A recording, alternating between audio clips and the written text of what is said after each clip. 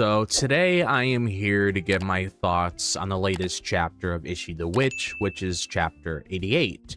And I was honestly surprised the way that this chapter ended, because I wasn't expecting that revelation when it came to Tricaputo and Fujimine actually having a mentor and pupil blood contract, just like Ichi and Descaris does.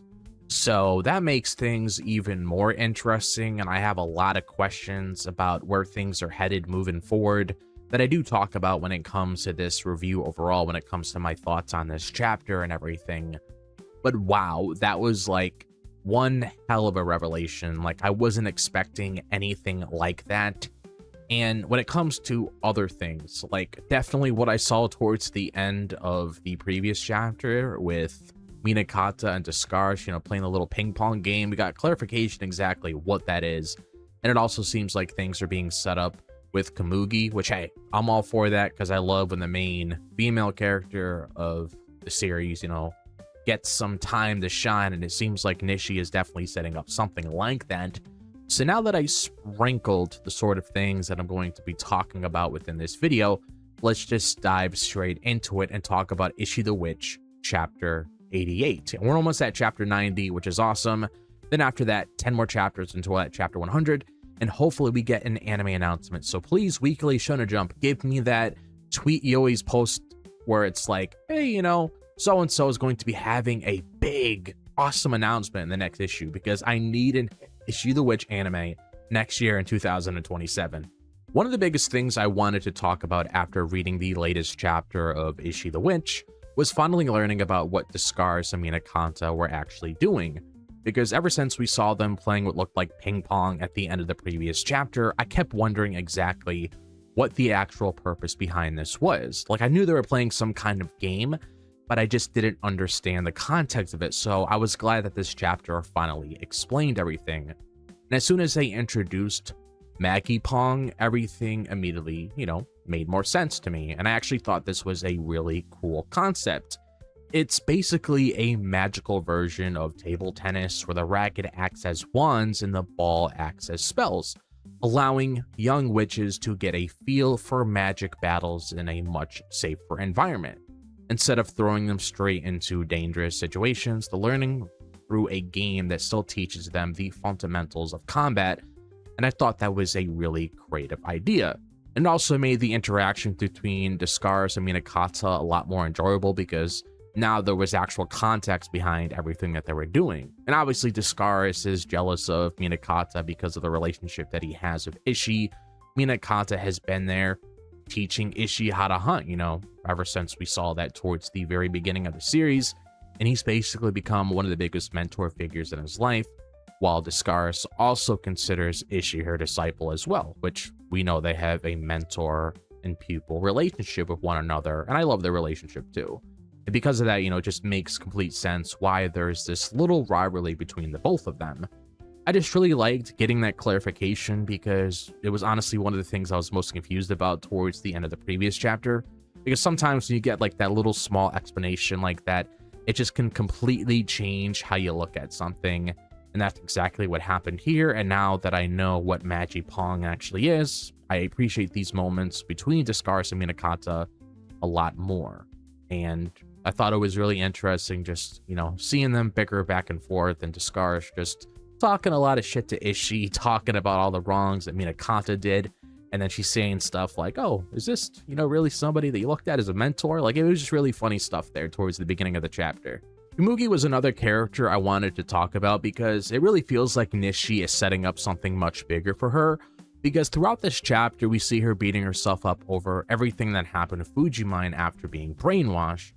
And it honestly feels like she's blaming herself for not being able to help, and you can tell that she's carrying a lot of guilt after everything that happened. And the more that I read all the parts here in this chapter, the more it feels like, Nishi is setting up something for her later in the story, because I don't think these moments are just there to show that, she's sad or feeling guilty. To me, this honestly feels like the beginning of a bigger character arc, where Kumugi eventually gets her chance to prove herself when the team finds themselves in another dangerous situation. But I could definitely see this leading to a moment where she's able to save someone or play a huge role in a future battle, because right now she's questioning herself or wondering if she's really been useful. And, stories like this usually build those feelings up before giving a character a moment to shine. And that's honestly the impression I got while reading this chapter, and I really did like this. And if that's where Nishi's taking her character, then I'm honestly looking forward to seeing how it plays out, because Kumugi has been through a lot already. But I think it'd be really satisfying to see her regain her confidence and finally feel like she's making a major contribution to the team. And this chapter definitely gave me that feeling that we're only at the beginning of that journey.